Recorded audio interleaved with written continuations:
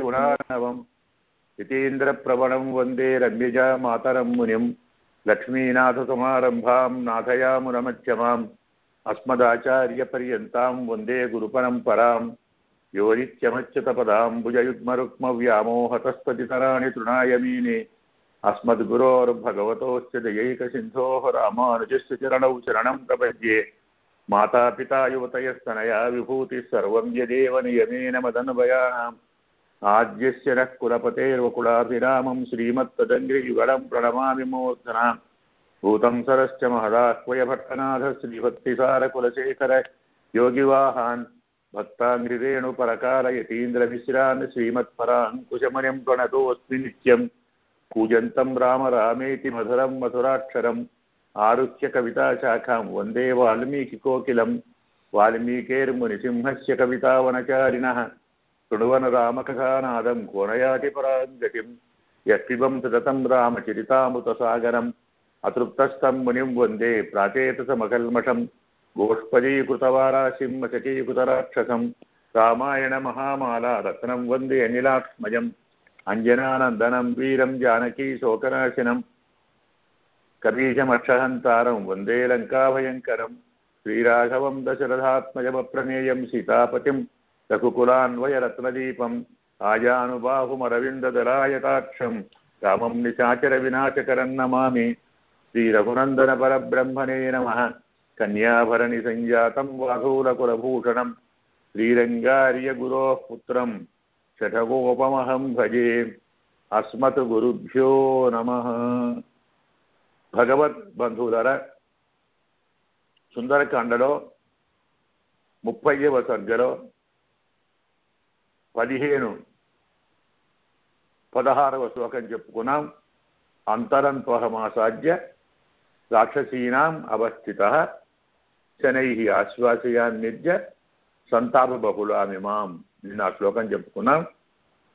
సీతమ్మ చుట్టూ ఇంతమంది రాక్షస స్త్రీలు కాపలా కాస్తున్నారు. వాళ్ళెవరూ వినకూడదు, వాళ్లకు తెలియకుండా నేను సీతమ్మతో మాట్లాడాలి. అవకాశం చూసుకొని, అంతరం అంటే అవకాశాన్ని చూసుకొని నేను రాక్షసులందరి మధ్యన ఉన్న సీతమ్మతోటి మెల్లగా మాట్లాడి ఆమెను నేను ఓదార్స్తాను. ఎందుకంటే ఈమె సంతాపం చాలా పొందుతూ ఉంది. రాముడు వస్తాడా, లక్ష్మణుడు వస్తాడా, ఎవరినైనా పంపుతాడా, అసలు నాకు విముక్తి ఉందా, నేను ఇక్కడే లంకలోనే ఉండాలా, అసలు బతకాలా వద్దా, ఇలాంటి రకరకాల సంతాపాలతో బాధపడుతున్న సీతమ్మను సమయం చూచి, అవకాశాన్ని చూచి నేను ఓదారుస్తాను. అయితే ఓదార్చడం కూడా సమస్యే. ఓదార్చాలంటే మాట్లాడాలంటే ఏం మాట్లాడాలి, ఎలా మాట్లాడాలి? అహం అదుతనుశ్చైవ వానరశ్చ విశేషత. నేను చాలా చిన్న రూపం. మనం చెప్పుకున్న ప్రారంభంలో సూక్ష్మరూపాన్ని ధరించి వచ్చాడు హనుమంతుడిని. సూక్ష్మరూపం వృషదంశక అంటాడు. పిల్లి అంతటి వాడు. ఒక పిల్లి, చిన్న పిల్లి అంత రూపం ఉంది అతనికి. ఇంత చిన్న రూపంలో ఉండి, అందులోనూ వానరునిగా ఉండి, ఒక వానరునిగా ఒక చిన్న రూపంలో ఉన్నటువంటి నేను వాక్యం ఎలా మాట్లాడాలి? సీతమ్మతోటి ఏం మాట్లాడాలి? భాష, లాంగ్వేజ్ ప్రాబ్లం అన్నమాట. ఏం భాష మాట్లాడాలి? వాక్యం చోదాహరిష్యామి మానుషీమిహ సంస్కృతం. మానవులు మాట్లాడే సంస్కృత భాషను మాట్లాడాలా అంటే సంస్కరించబడిన భాషను మాట్లాడాలా? బ్రాహ్మణులు మాట్లాడేట్టుగా సంస్కృతం మాట్లాడాలా? నేను ఒకవేళ సంస్కృతం మాట్లాడితే అంటే ఆ రోజుల్లో సంస్కృత భాష ఆ రోజుల్లో వ్యవహార భాషగా ఉందని తెలుస్తుంది. త్రేతాయుగంలో, కృతయుగంలో, ద్వాపర యుగంలో కూడా కొంత భాగం వరకు సంస్కృతమే సకల జనములకు వ్యవహార భాష. అయితే అందరూ కాదు, బ్రాహ్మణులు, క్షత్రియులు, వైశ్యులు మాత్రమే సంస్కృతం మాట్లాడేవాళ్ళు. అంటే ద్విజులు, ఉపనయనాదిగా ఉన్నవాళ్ళు వాళ్ళు మాత్రమే సంస్కృతం మాట్లాడేవారు. వేరే వాళ్ళు ప్రాకృతం మాట్లాడేవాళ్ళు, ప్రాకృత భాష మాట్లాడతారు. ఇతరులు శూద్రాదులు మాట్లాడే భాష ప్రాకృత భాష, స్త్రీలు మాట్లాడేది ప్రాకృత భాష. బ్రాహ్మణ స్త్రీలు మాత్రం సంస్కృతం మాట్లాడతారు, బ్రాహ్మణ క్షత్రియులు. అందువల్ల ఇప్పుడు నేను ఏం భాష మాట్లాడాలి? సంస్కృతం మాట్లాడాలా? బ్రాహ్మణుల్లాగా సంస్కృతం మాట్లాడాలా? మనుష్య భాష సంస్కృతం మాట్లాడాలా? ఒకవేళ నేను మాట్లాడితే వానరుడేమిటి, సంస్కృతం మాట్లాడటం ఏమిటి? అనుమానమే కదా. అసలే సీతమ్మ చాలా అనుమాన స్థితిలో ఉంది కదా. ఎవరు వస్తారో తెలియదు, ఎక్కడి నుంచి వస్తారో తెలియదు, ఏం చేస్తారో తెలియదు, ఏమంటారో తెలియదు, ప్రమాదం ఎలా వస్తుందో తెలియదు. తాను ఉండేది లంకలో, అక్కడ అందరు రాక్షసులే ఉన్నారు. కాబట్టి నన్ను కూడా సీతమ్మ రాక్షసుడు అనుకుంటే ప్రమాదం కదా. రాక్షసుడు అంటే కాదు, రావణాసుడు అనుకుంటుంది. రావణాసుడు సంస్కృతం మాట్లాడతాడు, తెలిసింది అది. అయినప్పుడు నేను వానరుండై సంస్కృతం మాట్లాడితే నన్ను కూడా సీతమ్మ రావణం మన్యమానమ్మ సీతా భవిష్య, నన్ను రావణాసురుడిగా తలుచుకొని భయపడుతుంది. మళ్ళీ వాడే వచ్చాడు, రావణాసురుడే వచ్చాడు, నన్ను భయపడుతుంది. అవశ్యమే వక్తవ్యం మానుషం వాక్యం అర్థవిత్. పోని అది మాట్లాడకుండా ఇంకేదైనా మాట్లాడదామంటే ఆమె మనిషి కదా. మరి సీతమ్మ మానవ కాంత కాబట్టి వాళ్ళకి అర్థమయ్యే భాష మానవ భాషే. వానర భాష అర్థం కాదు, దేవ భాష అర్థం కాదు, మరో భాష అర్థం కాదు, మానుష భాష అవుతుంది. అంటే సంస్కృతమే మాట్లాడాలి. సంస్కృతం మాట్లాడితే రావణాసుడని అనుకుంటుంది. రావణం మన్యమానమ్మ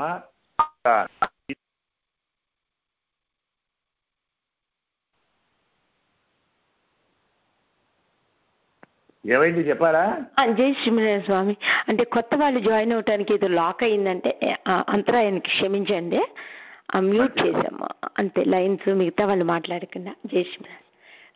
మంచిది.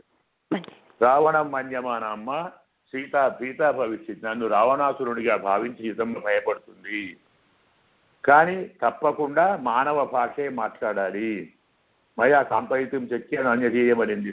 మానవ భాష కాకుండా ఇంకో భాషతో నేను ఈమెను ఓదార్చటం కుదరని పని. మానవ కాంతను ఓదార్చాలంటే మానవ భాషే మాట్లాడాలి. వానర భాష, దేవతా భాష, మృగ భాష మాట్లాడితే అర్థం కాదు. పోనీ సంస్కృతం మాట్లాడాలంటే అనుమానిస్తుంది సీతమ్మ. చేయం ఆరోగ్యమే రూపం జానకి బాధితం తదా, నా రూపాన్ని చూచి నా సంభాషణను చూచి రక్షోభిశ్రాజిత పూర్వం పూయస్త్రాతం ఉపేక్షించి, ఇదివరకే రాక్షసులను భయపెట్టారు, నేను చంపుతాం, మెడకాయ పిసుకుతాం, ముక్కలు చేస్తాం, నరికేస్తాం, మద్యంలో నంచుకుంటాం, మా మాట వినాలి అని భయపెట్టారు కదా. ఇదివరకే రాక్షసులతోటి భయాన్ని పొందినటువంటి సీతమ్మ మళ్ళీ నన్ను చూసి మళ్ళీ భయపడుతుంది. తత జాత పరిత్రాస శబ్దం కుర్యాత్ మనస్సుని. హనుమంతుడు ఆలోచిస్తున్నాడు, ముందు జాగ్రత్త చర్యగా ఆలోచిస్తున్న హనుమంతుడు. ఒకవేళ సీతమ్మ నన్ను చూసి రావణాసురుడు అనుకొని భయపడ్డా, బలవడు అనుకొని భయపడ్డా ఏం చేస్తుంది? పెద్దగా అరుస్తుంది కదా. భయమైతే ఏం చేస్తాం మనం? పెద్దగా అరుస్తాం. అలాగే సీతమ్మ కూడా పెద్దగా అరుస్తుంది. శబ్దం కుర్యాత్ మనస్విని. జానానామాం విశాలాక్షి రావణం కామరూపిడం. రావణాసురుడు కామరూపి. కామరూపి అంటే అనుకున్న రూపాన్ని దాల్చి వచ్చేవాడు అని అర్థం. అనుకున్న రూపాన్ని దాల్చేటువంటి రావణాసురుడిగా నన్ను భావించి పెద్దగా అరుస్తుంది, కేకలేస్తుంది. అలా సీతమ్మ కేకలేస్తే అక్కడ ఉన్న అటులంతా కూడా నా వెంబడి పడతారు, పరిగెత్తుకొని వస్తారు. నానా ప్రహరణ, రకరకాల ఆయుధాలు తీసుకొని సమేయాదంత కోపమహ, యముళ్లాంటి రాట సమూహం అంతా నా మీదికి వస్తుంది ఆయుధాలు తీసుకొని. తతోమాం సంపరిక్షేప్య సర్వత వికృతాననా హృదయ గ్రహణే చైవ కురు యత్నం మహాబల. అలా వచ్చిన రాక్షసులందరూ కూడా నా చుట్టూ మూగుతారు, నన్ను ప్రత్యేకించి ఆవరించి ఆయుధాలు కొట్టడానికి, చంపడానికి, పట్టుకోవటానికి ప్రయత్నం చేస్తారు కదా. అందువల్ల తమాం హృదయ గ్రహణే చైవ కురు యత్నం మహాబలాహ, ఇలా అనేకమైన ప్రయత్నాలు చేస్తారు. అలా ప్రయత్నం చేస్తున్నప్పుడు తమ్మాం ప్రశాసాశ్చ స్కంధాశ్చోత్తమ శాఖినాం దృష్టివాచ పరిధావంతం భవేయు పరిశంకితా. ఏంటి రీసౌండ్ వస్తున్నది? మా వైపు బాగానే ఉంది స్వామి. రీసౌండ్ వస్తున్నది నేను చెప్పింది. మీకు బాగుందా? మాకు బాగుంది స్వామి. అయితే సరే కానివ్వండి. ఓకే. అలా నన్ను చంపడానికి కానీ పట్టుకోవడానికి కానీ వాళ్ళు ప్రయత్నం చేస్తారు. తమ్మాం శాఖ ప్రశాఖ, వాళ్ళు వస్తే మీరు పరిగెత్తాను. కొమ్మలు, రెమ్మలు, మూలములు, వృక్షముల శిఖరములు, దాని పైభాగములు, ఆ పైభాగములు నేను పరిగెత్తుకుంటూ ఉంటే వాళ్ళందరికీ భవేయు భయశంకితా, వారందరికీ భయం కలుగుతుంది, అనుమానం కలుగుతుంది. వీడెవడు, ఇలా ఎందుకు వచ్చాడు, ఇక్కడ తిరుగుతున్నాడు, చుట్టూ వీళ్ళతో మాట్లాడుతున్నాడు, అనుమానం కలుగుతుంది వాళ్లకు. నామరూపం ప్రేక్షవనే విచారతో మహతో అరణ్యంలో అంటే అశోకవనంలో తిరుగుతున్నటువంటి నా రూపాన్ని చూచి వాళ్ళు రాక్షస్య భయవిత్రస్తా భవేయు వికృతస్వరా, రాక్షసులందరూ కూడా భయంతో వణికిపోతారు. వికృతంగా అందరూ అరుస్తూ ఉంటారు. అంతే కదా, కొత్తవాడు వచ్చాడు, ఎవరు మాకు తెలియదు, ఇక్కడి వాడు కాదు, ఎక్కడి నుంచో వచ్చాడు, ఇక్కడికి ఎందుకు వచ్చాడు, ఏం చేయడానికి వచ్చాడు, ఎవరితో మాట్లాడడానికి వచ్చాడు, వాడు ఎవరికి ఏమి హాని చేస్తారు, ఇవన్నీ అనుమానాలు ఉంటాయి కదా కొత్త వాడిని చూస్తే. అందుకే వాళ్ళు కూడా పెద్దగా అరుస్తూ వికృతంగా స్వరాలు చేస్తూ వాళ్ళు కూడా ప్రయత్నం చేస్తుంటారు. వికృత స్వరాహ గత కుర్యు సమాహ్వానం రాక్షస్య రక్షసామపి. తర్వాత వాళ్ళు వీడు ఎవడో ఉన్నట్టున్నాడు, భయంకరంగా ఉన్నాడు, మనం ఏం చేస్తే భయంతో వాళ్ళు మరొకరిని పిలుచుకుంటారు. మరికొంతమంది రాక్షసులను వాళ్ళు పిలుస్తారు. రక్షసామపి రాక్షసేంద్ర యుక్తానం రాక్షసేంద్ర నివేశనే. రావణాసురుని ఇంట్లో రావణాసురుడు నియమించినటువంటి వాళ్ళందరూ శూరములు, బాణములు, నిస్త్రింశములు, వివిధాయుధములను ధరించి నా మీదికి పరిగెత్తుకొని వస్తారు. ఎందువల్ల ఉద్వేగం వచ్చింది, వాళ్ళకు భయం కలిగింది, ఒక కంపం కలిగింది. దానితోటి వాళ్ళు భయపడి రకరకాల ఆయుధాలు తీసుకొని నా మీదికి వస్తారు. సంవృద్ధ వారితో నేను అరికట్టబడతాను, బంధించబడతాను. విషమం రాక్షసాం బలం, నేను యుద్ధం చేస్తే వాళ్ళందరినీ చంపాలి, వాళ్ళందరినీ దూరంగా తరిమేయాలి, వాళ్ళందరినీ ఓడించాలి కదా. ఈ పని చేయగలనేమో కానీ ఇలా నిరంతరం వాళ్ళతోటి నేను పీచీ పెట్టుకొని యుద్ధం చేసుకుంటూ కూర్చుంటే యుద్ధం చేయగలను కానీ సముద్రాన్ని దాటి మళ్ళీ రాముడి దగ్గరికి పోలేను. అంతే కదా, అనేక మంది రాక్షసులు ఉంటారు, వేల మంది, లక్షల మంది, కోట్ల మంది ఉంటారు. ఇంతమందితో ఒక్కడు కొట్లాటం అయ్యే పనే. పోనీ కొట్లాడ జరిగిన సముద్రం దాటి పోగలనా నేను? పరంపారం సముద్రం అవతల ఒడుకు నేను పోలేను. మాంవాగుండెయ్యూరు అపృత్య భగవత్ కామరూపిణ. ఇంతమంది ఉన్నారు కాబట్టి, కామరూపులు కాబట్టి, రకరకాల రూపాలతో ఉన్నటువంటి అక్షరశీలు వచ్చి నన్ను పట్టుకోగలరు, నన్ను బంధిస్తారు. బంధించనువచ్చు. మాంవాగుండెయ్యూరు అపృత్య బహవ శీఘ్రకారిణ జాతీయం చాగృహీతార్థ అమచగ్రహణం భవేత్. ఇలా ఒకవేళ వారు నన్ను పట్టుకుంటే నా పని వ్యర్థమవుతుంది, ప్రయోజనం నెరవేరకుండా పోతుంది. వాళ్ళంతా రాక్షసులు, హింస చేసేవాళ్ళు, నన్ను బాగా హింసిస్తారు. లేదు, నా కోసం నేను వచ్చింది సీతమ్మ కోసం తెలిస్తే సీతమ్మని హింసిస్తారు.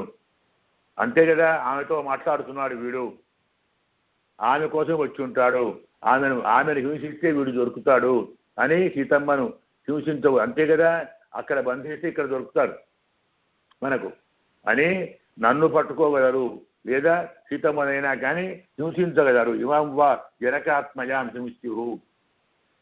ఇలా చేస్తే తత కార్యం రామ సుగ్రీవయోరిదం.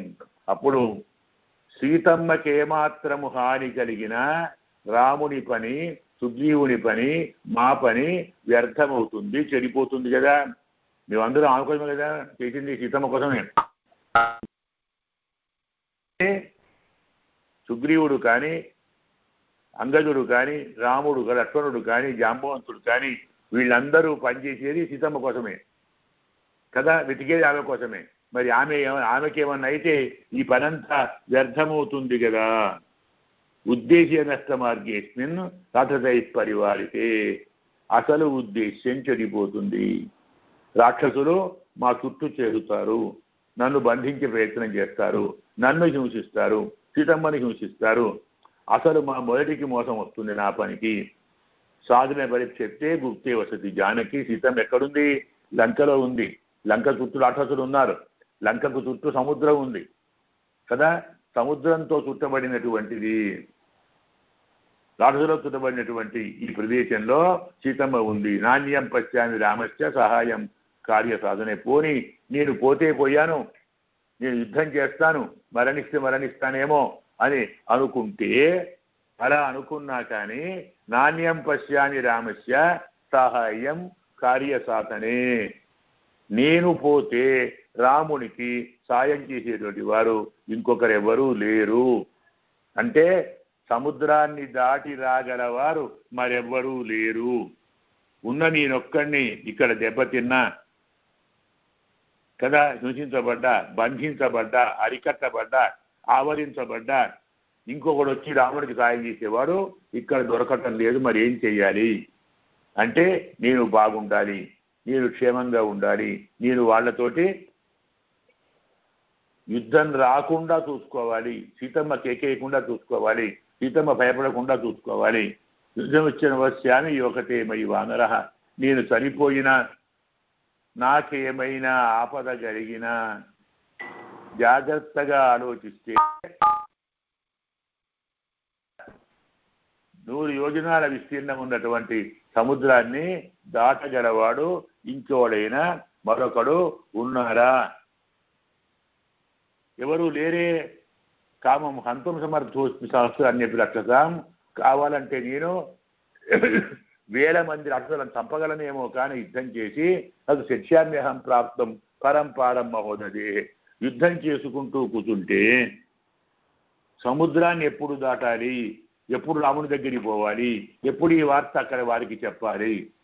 అసత్యానికి యుద్ధానికి సంశయమైన రోజు. అందువల్ల నాకు యుద్ధం అనేది అసత్యం.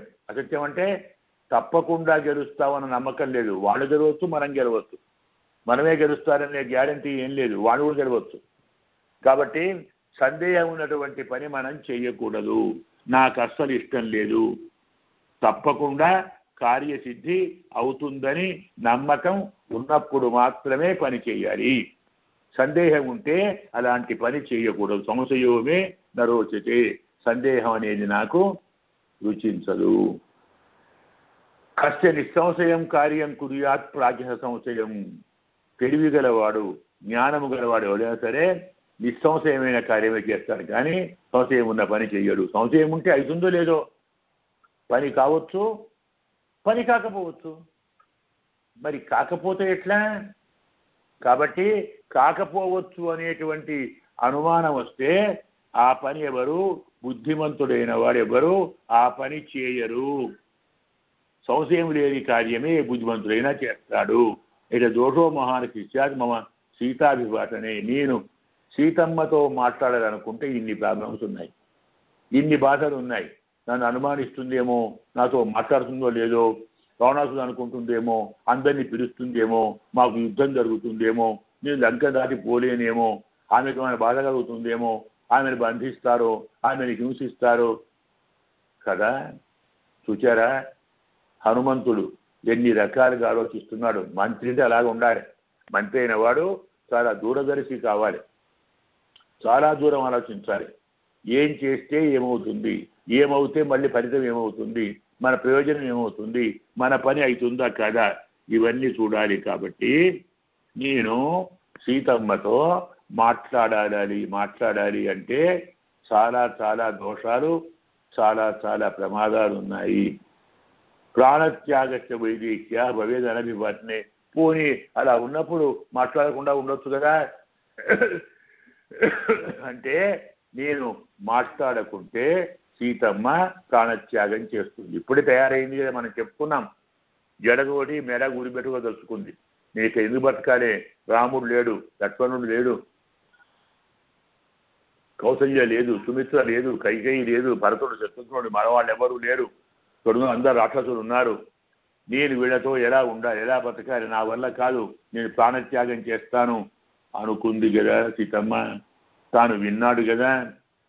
సీతమ్మతో మాట్లాడకుంటే సీతమ్మ ప్రాణత్యాగం చేస్తుంది, మాట్లాడితే నాకు ప్రాణత్యాగం అయ్యే అవకాశం ఉంది.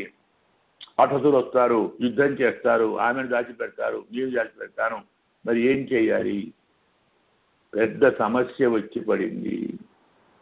ఇలాంటి సమయంలోనే మనం చాలా జాగ్రత్తగా ఉండాలి. దేశకాల విరోచితా పూతా. లోకంలో ప్రతి చోట కొన్ని ప్రాణులు ఉంటాయి. కొన్ని ప్రాణులు దేశానికి విరోధులు, కొన్ని ప్రాణులు కాలానికి విరోధులు. అంటే కొన్ని చోట్ల కొన్ని పనులు చేయకూడదు, కొన్ని వేళల్లో కొన్ని పనులు చేయకూడదు. ఆ ప్రదేశంలో ఆ భూతాలు అంటే ప్రాణులే. రకరకాల ప్రాణులు ఉంటారు. వాళ్ళు దేశాన్ని విరోధించే వాళ్ళు కొందరు, కాలాన్ని విరోధించే వాళ్ళు కొందరు. అంటే ఆ సమయంలో చేసి వాళ్ళు అడ్డుపడతారు, అలాగే ఆ కాలంలో చేసి వీళ్ళు అడ్డుపడతారు. అందుకే భూతాశ్చార్థ విభజ్యంతే దేశకాల విరోధితా. దేశానికి కాలానికి విరోధంగా ఉండేటువంటి ప్రాణులు అర్ధా విరుధ్యంతే, అన్ని కార్యక్రమాలను చెడగొడతారు, విడిపోతాయి, చేరిపోతాయి, వాటిని నాశనం చేస్తారు. అందువల్ల విక్రమం దుర్గమాసాధ్య తమ సూర్యోదయ యథ, సూర్యోదయ కాలంలో తమస్సు పోయినట్టుగా, సూర్యోదయ కాలంలో తమస్సు పోయినట్టుగా విక్రమం దూతమాసాధ్య, సరైన దూత కాకుంటే, జ్ఞానైన దూత కాకుంటే, యోగైనటువంటి ఉత్తముడైనటువంటి దూత కాకుంటే కార్యాలు చెడిపోతాయి. విక్రమం తమస్సూర్యోదయ అంత అర్ధాంతరే బుద్ధి నిశ్చితాభినశోపతే. ఇప్పుడు నేనేం చేయాలి, ఎలా చేయాలి, ఎలా ఆలోచించాలి, ఈ పని అవుతుందా ఆ పని అవుతుందా, మాట్లాడాలా మాట్లాడవద్దా, మాట్లాడితే ఏమవుతుంది, మాట్లాడకుంటే ఏమవుతుంది, హితమ బతకాలి, హితమతో నేను మాట్లాడాలి, ఆయన సందేశం తీసుకోవాలి, తమ్ముడి దగ్గరికి పోవాలి. ఇందులో ఏ ఒక్క పని చేయకున్నా ఇంత శ్రమ వ్యర్థం. సముద్రం దాటటం, లంకకు రావటం, లంకనంతా వెతకటం, ఇంత దూరం చూడటం, ఇన్ని అవసరపడటం, ఇదంతా వ్యర్థమవుతుంది కదా. అందుకే మనం ఫలానా పని చేయాలని నిశ్చయించుకున్నా కానీ ఈ అర్ధాంతరం ఉందే, ఇలాంటి అర్ధ అనర్థాంతరే అంటాడు. అర్థము అనర్థము ఈ రెంటి మధ్యన, అంటే మనకు అర్థం అంటే ప్రయోజనం, అనర్థం అంటే విఘాతం. ప్రయోజనం కలుగుతుందా, విఘాతం కలుగుతుందా? నేను సీతమ్మతో మాట్లాడితే కలిగేది ప్రయోజనమా, విఘాతమా? మాట్లాడకుంటే కలిగేది ప్రయోజనమా, విఘాతమా? ఏది జరుగుతుంది అనేది నాకు నిశ్చితాపి నశోపతే, నిశ్చయంగా ఇది ఇలాగే జరుగుతుందని అనుకోవటానికి వీలు లేకుండా పోతున్నది. అంటే నా బుద్ధి సరిగ్గా భాషించటం లేదు, శోభించటం లేదు. కాబట్టి ఘాతయంతి దూతాహ పండితమాని నా చెప్తున్నాడు. కొందరు దూతలు ఉంటారు, హనుమంతుడు దూతే కదా, హనుమంతుడు కూడా దూత కాబట్టి చెప్తున్నాడు. కొందరు దూతలు తమకు తాము పండితులమని అనుకొని కార్యాన్ని చెడగొడతారు. దూతైన వాడు ప్రభు కార్యం నెరవేర్చాలి, ప్రభు కార్యాన్ని చెడగొట్టకూడదు. చెడ కాకుంటే ఊరుకొని వెళ్ళిపోవాలి, వెనక్కి తిరిగిపోవాలి, కానీ పాడు చేయకూడదు. కానీ కొందరు తమకు తాము పండితులం అనుకొని కార్యాలను చెడగొడతారు.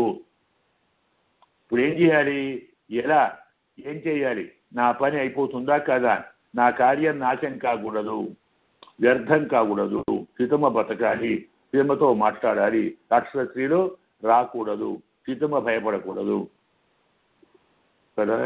ఎలా పని ఎలా చెడకుండా ఉంటుంది, పని ఎలా మరో భావాన్ని పొందకుండా ఉంటుంది, దీనత్వం ఎలా రాకుండా ఉంటుంది, దుఃఖం ఎలా కలగకుండా ఉంటుంది? నేను సముద్రం దాటొచ్చాను కదా దూరం, అది నాకు వ్యర్థం కాకూడదు, సముద్ర లంఘనం వ్యర్థం కాకూడదు, కార్యం నశించకూడదు, కార్యం చెడిపోకూడదు, కార్యానికి విఘాతం కలగకూడదు. సీతమ్మ నా మాట వినాలి, విని సీతమ్మ కలవరపడకూడదు, బాధపడకూడదు, ఉద్వేగం పొందకూడదు, భయపడకూడదు. అలాంటి పని నేను చెయ్యాలి కదా. భయపడిన ప్రమాదం, సీతమ్మ భయపడ్డ ప్రమాదమే, సీతమ్మ అనుమానించిన ప్రమాదమే, సీతమ్మ మరో భావం వచ్చి ప్రమాదమే. నేను చెప్పిన మాటను సీతమ్మ ప్రశాంతంగా వినగలగాలి. విన్న తరువాత కూడా భయపడకూడదు, అనుమానించకూడదు, మరో భావం రాకూడదు, ఆమె వికృతంగా ప్రవర్తించకూడదు, ప్రశాంతంగా ఆమె ఉండాలి. అంటే ఏం చేయాలి కదా. ఇలా ఆలోచించిన హనుమంతుడు మతిమాన్, హనుమంతుడి పేరు బుద్ధిమంతుడని పేరు. బుద్ధి బలం యశోధైర్యం నిర్భయత్వం అరోగత అజాడ్యం వాక్పటుత్వంచ హనుమస్మరణాత్ భవితని శాస్త్రం. హనుమంతుని స్మరిస్తేనే బుద్ధి బలము యశము ధైర్యము అజాడ్యము వాక్పటుత్వము ఇవన్నీ వస్తాయి. బుద్ధి బలం యశోధైర్యం విక్రమత్వం ఉంది, విక్రమం ఉంది కదా, ఇలాంటివన్నీ వస్తాయి. అజాడ్యం వాక్ప హనుమంతుడిని తలుచుకుంటేనే బుద్ధి వస్తుంది, బలం వస్తుంది, విక్రమం వస్తుంది అంటే మరి హనుమంతుడికి అవన్నీ ఉన్నాయా లేవా? బుద్ధి బలం యశ ధైర్యం నిర్భయత్వం అరోగత అజాడ్యం వాక్పటుత్వంచ. బుద్ధి బలము యశస్సు ధైర్యము నిర్భయత్వము ఆరోగ్యము అజాడ్యము వాక్పటుత్వము అనేటువంటి 8 గుణాలు హనుమంతుణ్ణి స్మరించిన వారికి వస్తాయని అర్థం. మనం ఏమి చేసిన పని లేదు. ఒక్కసారి హనుమ హనుమ హనుమ అంటే చాలు అన్నమాట. హనుమాన్ హే హనుమాన్ హే హనుమాన్, లేదా మన భాషలో జై హనుమాన్ అంటాం కదా, ఇలా హనుమంతుడి పేరు తలుచుకుంటే చాలు. అలాంటి వారికి బుద్ధి బలము యశస్సు ధైర్యము నిర్భయత్వము అరోగత అజాడ్యం వాక్పటుత్వం అనే 8 గుణాలు వస్తాయి. అలాంటి హనుమంతుని బుద్ధికి తేడా ఉంది. మహానుభావుడు కదా, అందుకే మతిమాన్ మతిం, బుద్ధి ఉన్నటువంటి మహానుభావుడు ఉత్తమమైన ఆలోచన చేశాడు. ఇంత ఆలోచించి ఏం చేయాలి? నా మాట సీతమ్మ వినాలి. విన్న తర్వాత సీతమ్మ భయపడకూడదు, అనుమానించకూడదు, ఆమెకు సంశయం రాకూడదు, ప్రశాంతంగా ఉండాలి, ప్రశాంతంగా వినాలి, మళ్ళీ తాను నాతో మాట్లాడాలి, నేను చెప్పిన మాటలు వినాలి, నాకు పని అయిపోవాలి. ఇలాంటి పని ఏమిటి, ఎలా ఉంటుంది, ఎలా ఉంటుంది, ఏముంటుంది అని ఆలోచించి నేను దొరకకూడదు రాక్షసులకు, వాళ్ళతో యుద్ధం చేయకూడదు. యుద్ధం చేశానంటే చెడిపోతుంది కార్యక్రమం. యుద్ధం చేస్తూనే ఉండాలి, సముద్రం దాటే ప్రసక్తి లేదు, ఇక పనికి పోవడానికి వీల్లేదు. అందువల్ల ఇలాంటి అనర్థం రాకుండా ఉండాలంటే నా మాట సీతమ్మ ప్రశాంతంగా వినాలి. విని దుఃఖించకూడదు, భయపడకూడదు, బాధపడకూడదు, కలవరపడకూడదు, చింతించకూడదు, ఇతరులను పిలవకూడదు, ఇతరుల సహాయం అర్థించకూడదు. నన్ను నమ్మాలి, నా మాట వినాలి, నాతో తాను మాట్లాడాలి. ఇవన్నీ కావాలంటే ఏం చేయాలి అని అనుమానించి ఆలోచించి విచారించి చాలాసేపు తలబడాయించి ఒక నిశ్చయానికి వచ్చాడు. మతిమాన్ మతిం, ఉత్తమమైన బుద్ధిని చేస్తున్నాడు. రామం అక్లిష్ట కర్మాణం సుబంధం అనుకీర్తయని. ఏం లేదు, ఈమె నా మాట వినాలంటే రామ కథను చెప్పాలి.